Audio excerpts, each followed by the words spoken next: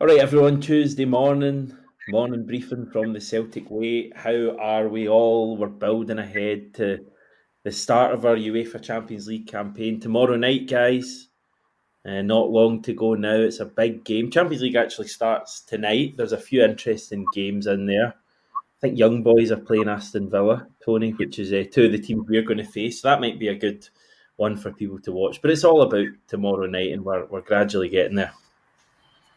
Yeah, you can hear that theme tune in the back of your head, can't you? You're just all about to just start giving it the champions, big finish, big crescendo. It's there's something about that music, isn't there? It's always gives you a different feel as a supporter. And as much as Celtic's record hasn't been the best, it's just a wonderful tournament to be involved in. You always feel very privileged and proud of your club when they get there, and you're just hoping, amongst hope, that this is the year that Brendan Rodgers and the men get it right and they do make that impact that we all crave at this elite club level. Just claim a few scalps and give us some of those nights that we've had in the past that are legendary and unsurpassed. Kevin's been a lot more of them than you and I, Hamish, no doubt. But there's it does, the hairs in the back of the neck go up, don't they? It's a wonderful amphitheatre, and you just look at tomorrow night and you cannot wait, because it's a tie that you believe doable, and it's just a case of going and doing it. They've slightly changed the anthem this year, guys. I don't know if you're aware of that, but if you're able to listen to it tomorrow night, just it's subtle difference, but you might be able to pick it up. But it's all set up for tomorrow night, Kevin. Tony makes a good point. You know, it's a big game, but I think we all feel it's a winnable game for Celtic as well. Yeah, I was at our first ever Champions League game, which was in Turin in 2001. And we played very, very well. We're beaten 3-2 with an extremely debatable penalty near the end. And that first Champions League campaign was, again, we acquitted ourselves great. We won. We get 9 points, which most of the time, 9 points would get you easily into the second round. We missed out principally because probably our worst performance, it was against Rosenborg away from home. But I was just thinking back, and you can correct me if I'm wrong, but we've never won the opening game in a Champions League, of any Champions League campaign. We were beaten 3-2 by Juventus. Then the following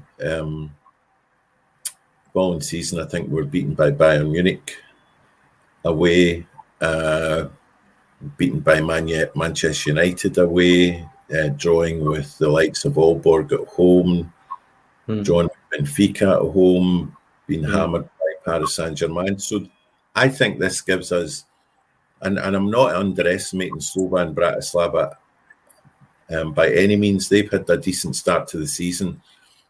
They're a major, they're a big evocative name in Europe. They'll fancy their chances against us, but we've got a real chance to basically put 3 points in on the first date in the Champions League, which would be such a massive, would give us such a massive injection of confidence. And I think there were signs last season of us just beginning to get our act together at this level. Some of the football we played against Lazio and Atletico Madrid, we were very, very unlucky, I thought, in Rotterdam against Feyenoord. And we played really well to beat Feyenoord 2-1 at Parkhead. Their manager, as can be seen, was extremely highly regarded, and he's become the manager of Liverpool now. So yeah, this is massive tomorrow, and I think we can fancy ourselves to take 3 points. He's put the fear into me, Tony, saying that we've never won our opening Champions League match. I hadn't considered that, but it's right enough. I mean, Henrik McLaughlin pointing out possibly, and he has put the word easier in quotation marks here, but have we had an easier first game? I mean, Aalborg at this level is the only one that I think is comparable over the last 15 years or so. Yeah, we should have beaten Aalborg. We really should have. But there's a lesson for tomorrow. Yeah. But again, I just see that kind of attitude, and I don't mean you, Henrik McLaughlin, you can have your thoughts. There are no easy games at this level. You are at this level for a reason. They're the Slovak champions. Regardless of what you think about Slovak football, I don't imagine all of our knowledge is pretty great, but we'll have brushed up on it recently because you've drawn Slovan Bratislava, and that's the opening game. There are no easy games at this level. They will, as Kevin said, every one of the teams like Celtic will want to make an impact. They'll fancy their chances as well.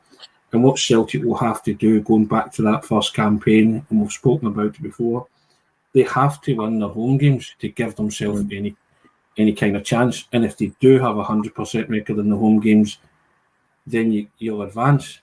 But the first one is crucial. The one tomorrow night is massive. And you want to see that they've learnt the lessons from playing against Feyenoord and winning that game, and it transitions into this competition. It's the new look Champions League phase, as they call it. Go and show that you've learned. Go and put that knowledge to the test, and go and show everybody that you are a good team. You deserve to be there. But I think underestimating Slovan Bratislava at your peril. We've got guys there who've done a number on Celtic before with Artmedia Bratislava. Vladimir Weiss is kicking on in terms of his years, but he's still a wily old pro. There's experience there, and his dad has plotted the downfall of Celtic before. So I get it. It's about what Celtic do, and there is every chance to get themselves off to a flyer. But we have to be respectful of the team that's coming as well. We respect them, but not respect them too much. But go and do a job. Go and do the job that you started well to do in the domestic scene, and see if you can take that into the European forum. But it's just huge. It's crucial. And yep, as Kevin mentioned, those records are made to be broken about the first Champions League game or whatever. So listen, you could slant any statistic in history the way you want it. It's tomorrow your chance to create a wee bit of new history as well. So we shall see, shan't we? Yeah, I think it's all right to give Bratislava a lot of respect. I mean, they've come through 4 qualifying rounds, guys, which is the mark of a really kind of a good, solid team. They didn't beat any huge teams in that run, but they beat 4 different champions of their countries, including the Danish champions in the final round. I mean, we've struggled against them not so long ago. So they're clearly going to be a side I don't think are going to be overawed when they come to Celtic Park. They've got a lot of experience in their team. But I think equally it's all right to look at it and say, this could have been a European giant coming to Celtic Park tomorrow. And we may not, I mean, if we were playing Man City or Real Madrid tomorrow night, we'd probably be sitting here going, a point would be an incredible result. So I think it's all right to look at it and say it's a huge opportunity, but also, this is a good team, Kevin. They're the champions of their country. And as I say, they've come through 8 qualifying matches to be here. Yeah, that says a lot about resilience to me.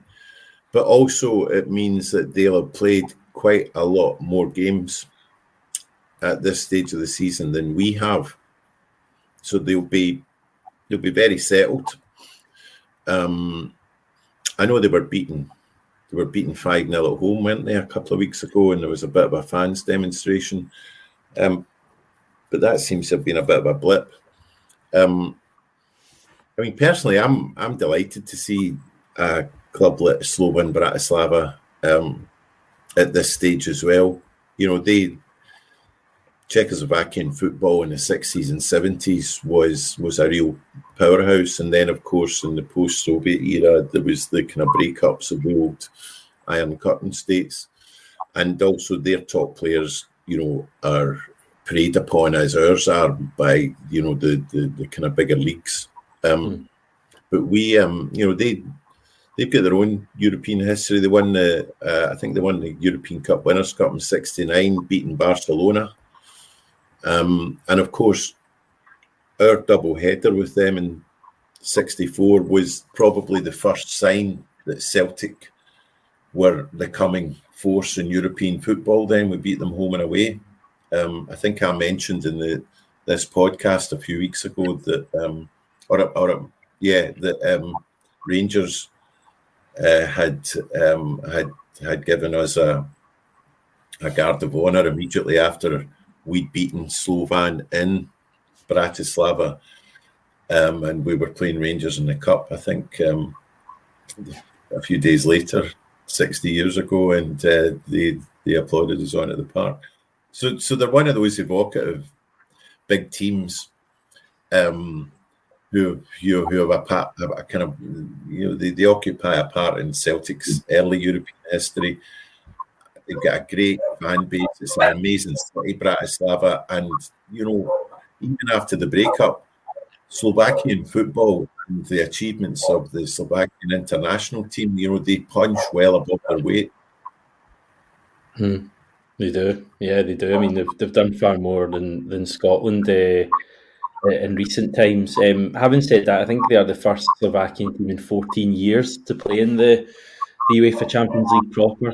So that's going to be interesting as well. The other point I was going to make, Tony, if you look at, and people won't have done this because they won't really care about Slovan Bratislava's fixtures, but if you look at their 8 fixtures that they've got, I think they've got Manchester City, Bayern Munich, AC Milan, Atletico Madrid, Stuttgart, Girona, and then they've got Dinamo Zagreb and ourselves.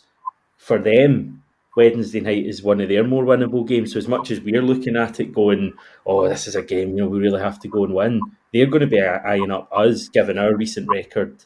And that's what makes me think they might come and actually take the game to us. They might look at this as an opportunity, one of their few opportunities to win a game.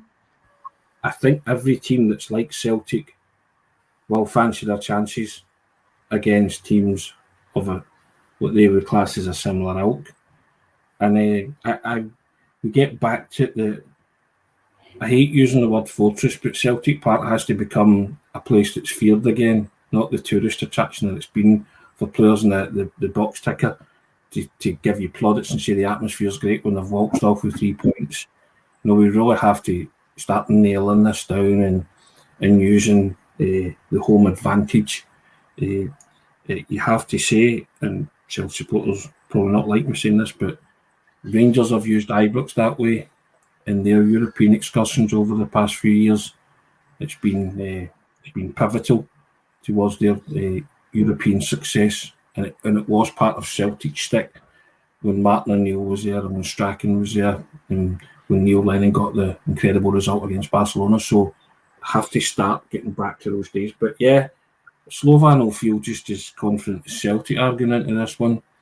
I would have thought. I don't pay much attention to the fact that they lost 5-0 the other week. It was always that great. Kevin will know. The tabloids used to do the airport runs, didn't they, Kevin? And you would ask whoever was playing, say they were from Croatia, and you'd say, "Can you win at Parkhead?" And they would say, "Yeah."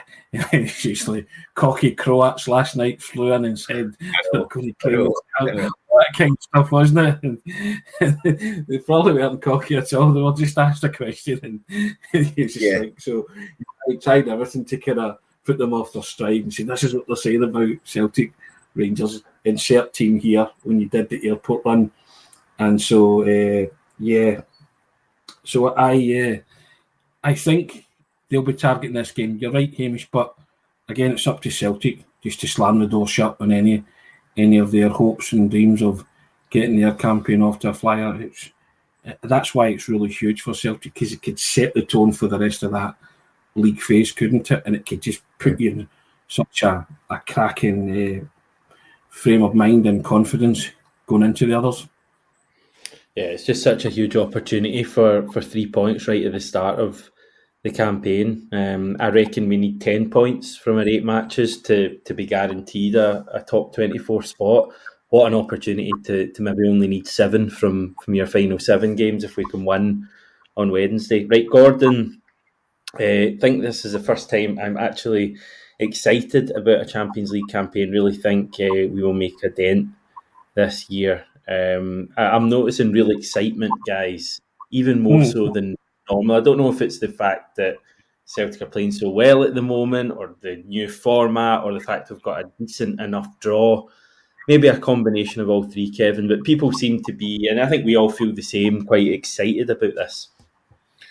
I think a big part of the excitement is that it's not just that we've got a slightly more favourable draw than we've had before at this stage.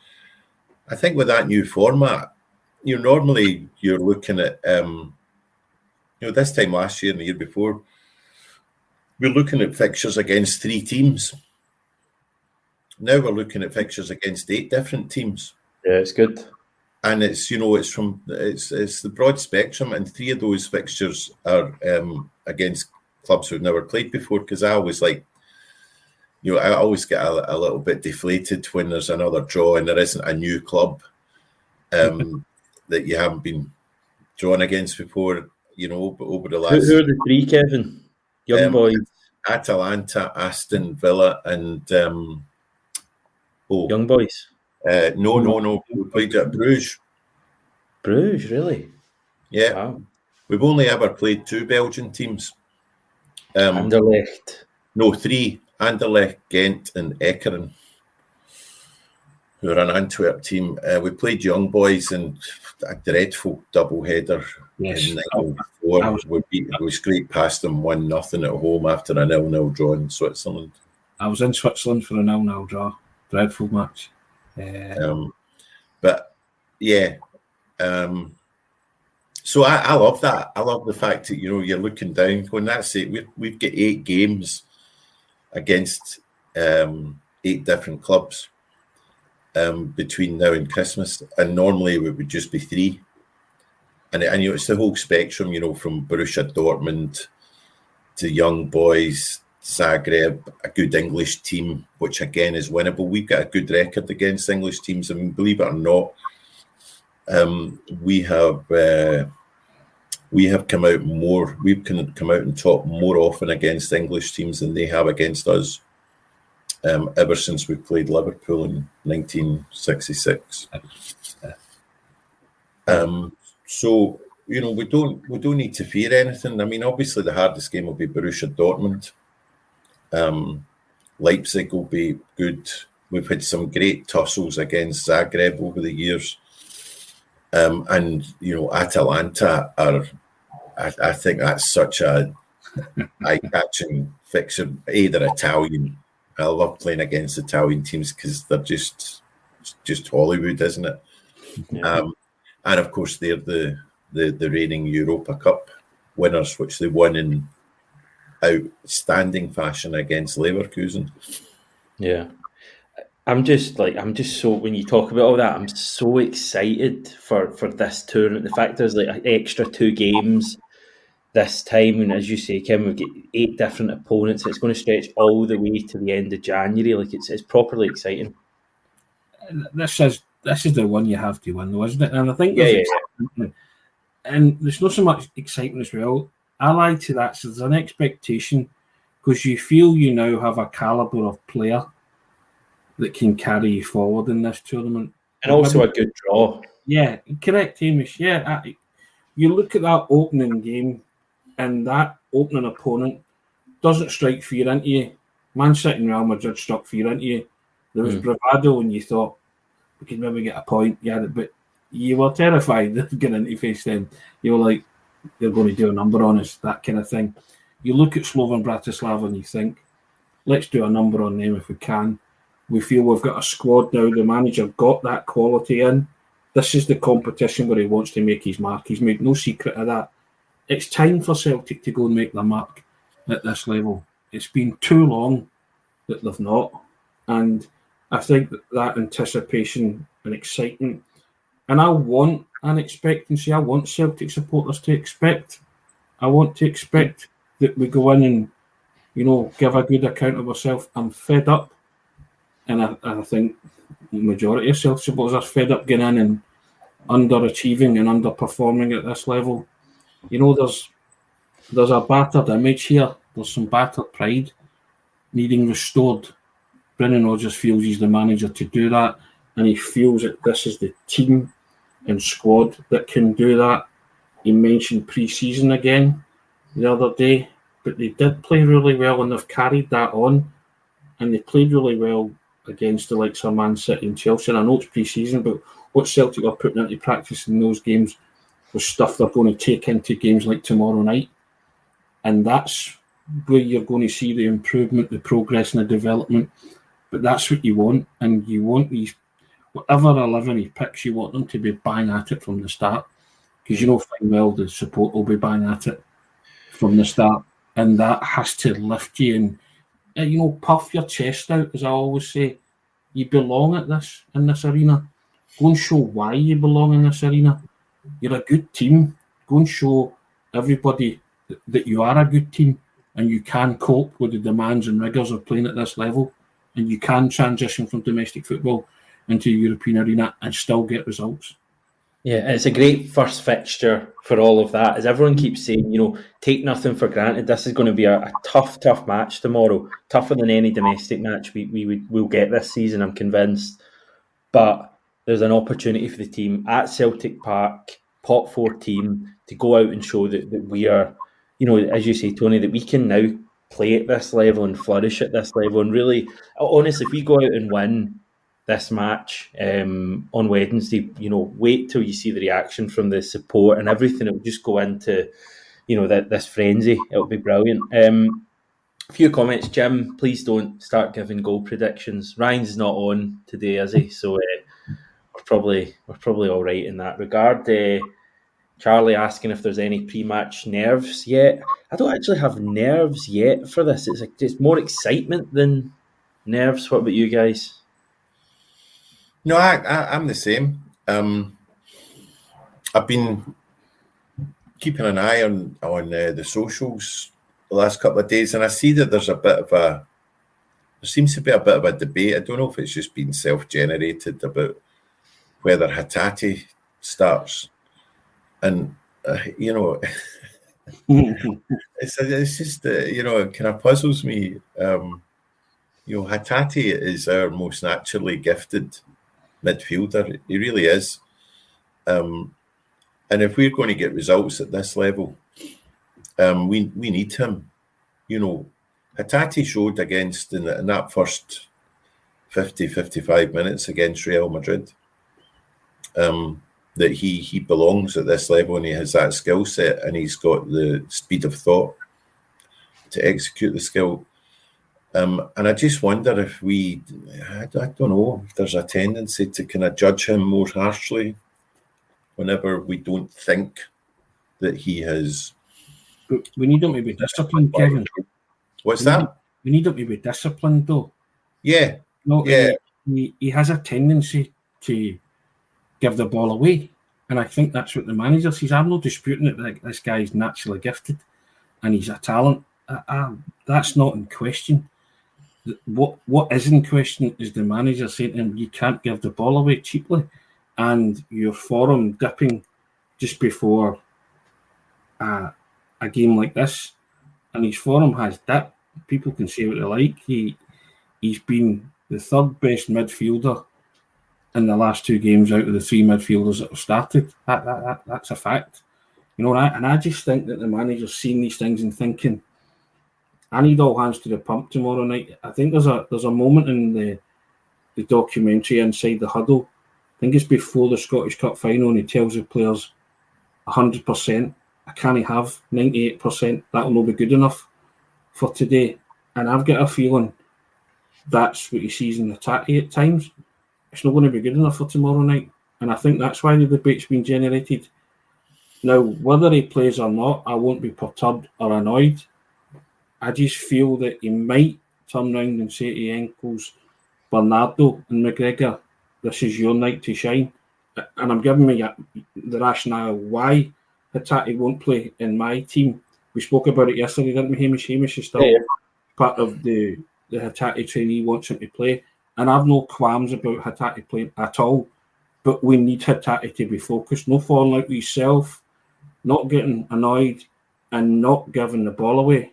So, and because he's a remarkably gifted footballer, but he needs to stick to the game plan that the manager wants. And I know what you're saying, and I do agree with a lot of that.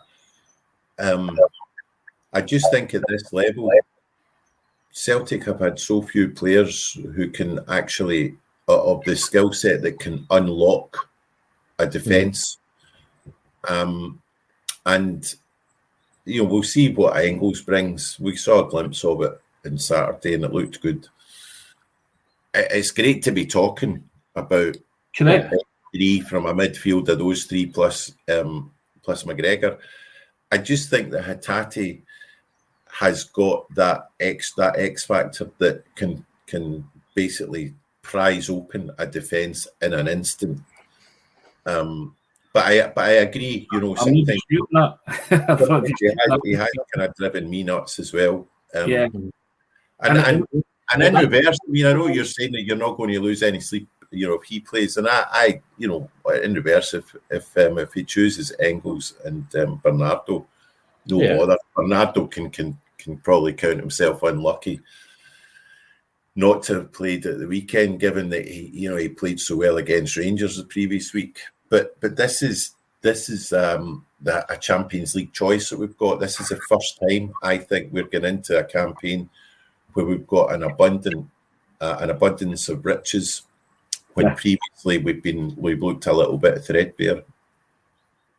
Yeah, I've said my piece on Hati. I just think he has that ability to take the ball under pressure, and do something with it. I'm well aware that he gives the ball away. And listen, the stuff in our kind of defensive third, he absolutely can't afford to do that. I've got less of an issue with him doing it in our attacking third because he's trying things. But I just think on that Champions League stage, it's just a gut feeling looking at Wednesday night, a night game, Champions League. I think playing in the Champions League means more to Hati than a lot of players. Like, I think he really thinks that's where he should be playing, rightly or wrongly.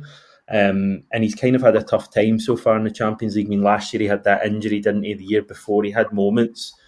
But I just think on Wednesday night it's set up for Hati to really control that game. I think that's the point we're all making. Like, there's not a bad call here, Brendan Rodgers. And it's great to be having this debate because you've got quality there. Yeah. Spoken before about getting in with ill prepared for qualifiers, and then and even ill prepared for the actual tournament itself. How great is it that we're sitting here thinking that either Hati or Bernardo is going to get rotated in any given Engels as well. Our Engels, so in any given day, they're automatic starters, aren't they? And we're having this conversation about, and I just feel Engels was brought in 11 million to play in these kind of games. Bernardo has not let you down and has started really well. Hati, as I say. But again, for the pros that you have outlined, I don't have a problem with them starting tomorrow. This is not a Hati versus. Yeah. It's just a personal preference for tomorrow, right? And if Hati starts tomorrow, I'll be delighted. And if he starts tomorrow and he does something like you guys saying, I'll be even more delighted. But that's the Hati that has to come to the table tomorrow. We've I was thinking about this yesterday. Our front five, if you like, front six, is the most exciting and the most potent collectively that we've had in a long, long time. Yeah. You've got those four midfield options that we're talking about. Maeda is just turned into a diamond for us. You know, he's long after he departs, he will be a cult hero, and he'll be more than a cult hero, right? He already is a cult hero, because sometimes, you know, cult heroes are those that the fans are willing to overlook their other weaknesses. He's just tremendous, and Kuhn is coming on to a brilliant game. So excited about him. You've got the two options of Ida and Kyogo, you know, and I know Kyogo's missed a couple of 1-on-1s in the last few weeks, but good stuff. But the thing about Kyogo, when this has happened before, he never ever lets it affect his attitude. You never see him berating himself or with his head down. You know, the wee guy, he could miss 3 absolute sitters, and he would still back himself to score the next one. He's just got this attitude.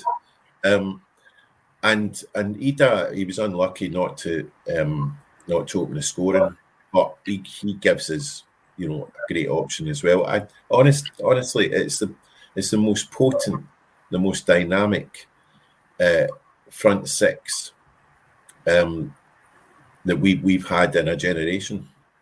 That's why you're excited. Yeah, but that's why the team, those players are all good players. Some of them have done it at Champions League level. Some of them haven't. So we need to now see, can you step up to Champions League level? And that's what's so exciting about it.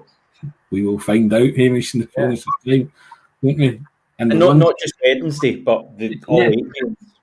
And the ones that have done it, that's what I'm talking about. They need to put that knowledge and experience and use it in a game like tomorrow. Show you've learned, show you've developed, and shows that you're going to progress with this team, with this manager, and show the other guys this is how you do it. Talk them through it. You know, be what they always say, be that good teammate. I've no qualms about Callum McGregor doing that and talking others like Ingles through it. And, you know, and if it's Hati, then Hati's more of your maverick, but bring the good maverick tendencies, not the bad ones. That's what I mean. You know, and if it's Bernardo, then, you know, a lot's made of Bernardo being able to chase and harry and do stuff. Bernardo's a footballer as well. He came from a brilliant academy, and I've mentioned it a couple of times, it's tended to be overlooked.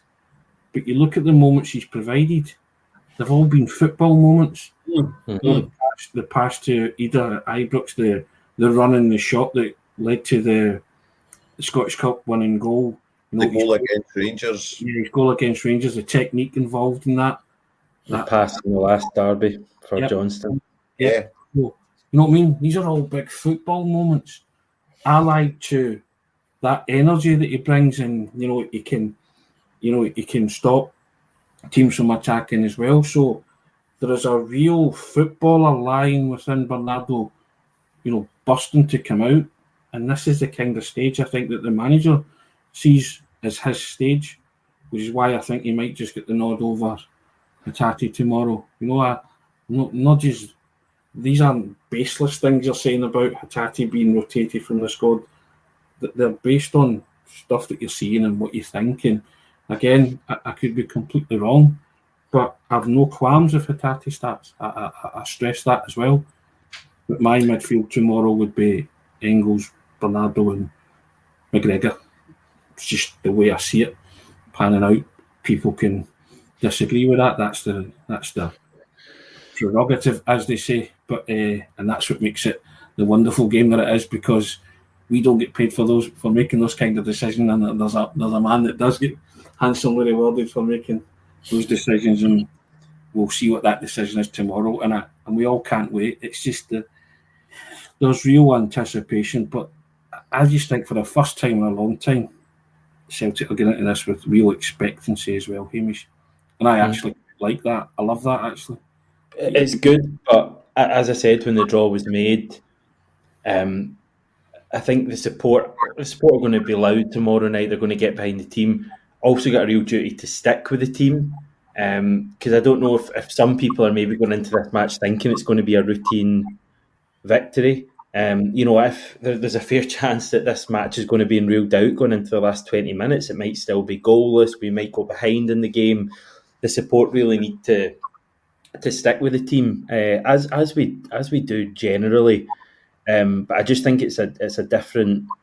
As you say, Tony, there's expectancy tomorrow night. I mean, there's always some sort of expectancy with Celtic, but in reality, in the Champions League in recent years, we've been kind of turning up and hoping rather than expecting. Nobody's hoping on Wednesday night. Everybody, let's be honest, is expecting Celtic to go out and perform and win this game. But it's going to be difficult, and the support need to stick with the team if things maybe are tricky. Paul, this is our biggest challenge so far, but if we play with pace and intensity and cut out the silliness and defensive solid and play from the start to finish, hopefully 2-0. Conselt talking about the Slovan defence being slow potentially. I think they do have a couple of older players in their back line, so it may be worth looking at the pace of Kyogo, Maeda and Kuhn. Conselt also saying Kuhn's going to be big. Francis is really nervous for the game. John saying that we need 12 points. John, I've done my research. Don't you worry about that. 10 points will definitely be good enough. That's based off 10 different seasons on Football Manager, guys, of the new format laid out. So, and 10 points never missed the cut over 10 seasons. I'm pretty sure that 10 points will be enough. 9, 8 might do it as well. And this one, Matthew saying, for me, this could be a breakthrough season in the Champions League. I think that's a really good point. Back from Ange's first season, he spoke about continual improvement in Europe, and I feel like we may start to see that come to fruition this year. We've got a lot of Champions League games under various players' belts, Carter Vickers and Taylor and Hati and Kyogo and guys like that have played probably double-figure Champions League proper matches now. So hopefully things play out that way. Kevin, anything else today? I was actually looking at ahead to the weekend because we've got Falkirk, not Falkirk. Yeah, we've got Falkirk in the League Cup.